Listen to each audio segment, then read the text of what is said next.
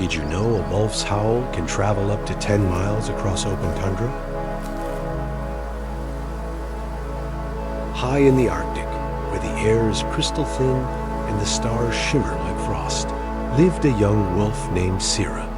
She was the runt of her litter, often overlooked, often trailing behind. But Sira had something special, her voice.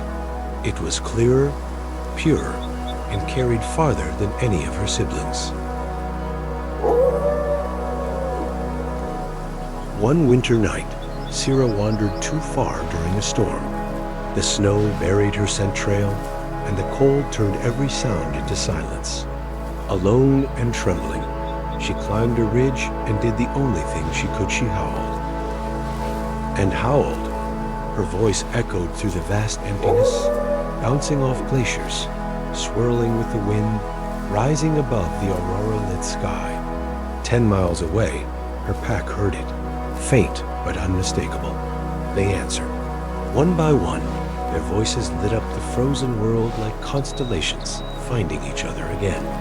Guided by sound alone, the pack found her by dawn. From then on, Sira's howl became the heart of the pack, strong enough to lead, soft enough to heal, loud enough to never be lost again. Did you also know? Wolves use facial expressions to communicate.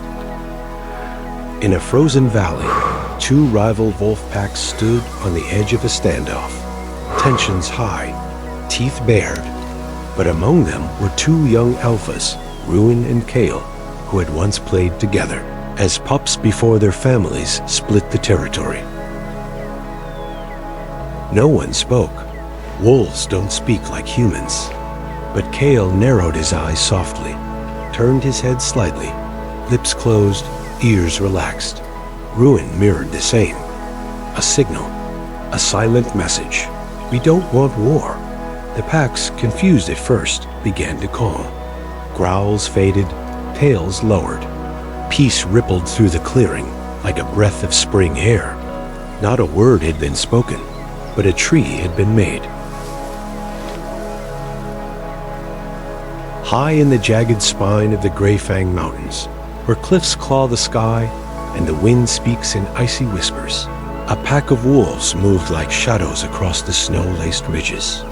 They were 10 strong, lean and weather-led by a one-eyed alpha named Fenric, his fur as dark as basalt. For days, the pack hunted without luck. Hoofprints vanished into rocky ledges. The skies were silent of birds. Even the pine airs had vanished beneath layers of frost. Hunger gnawed at their bellies. But worse still, they hadn't found water in 2 days. Ice hung on every boulder, but the rivers had retreated beneath the stone.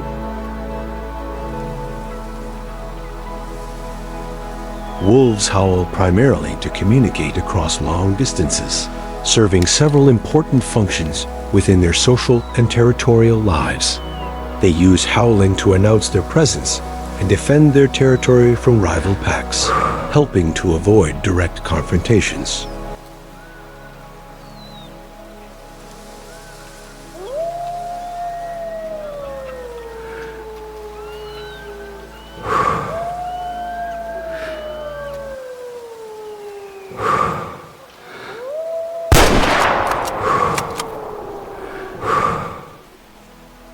Within the pack, howling helps members locate each other if separated, coordinate movement during hunts, and regroup after dispersing. It also reinforces social bonds, with group howls strengthening unity and individuals expressing loyalty or excitement. Solitary wolves may howl out of loneliness, stress, or mourning, especially when isolated or grieving the loss of a packmate. Each wolf has a unique voice, allowing individual identification, and group howling can create the illusion of a larger pack, deterring intruders.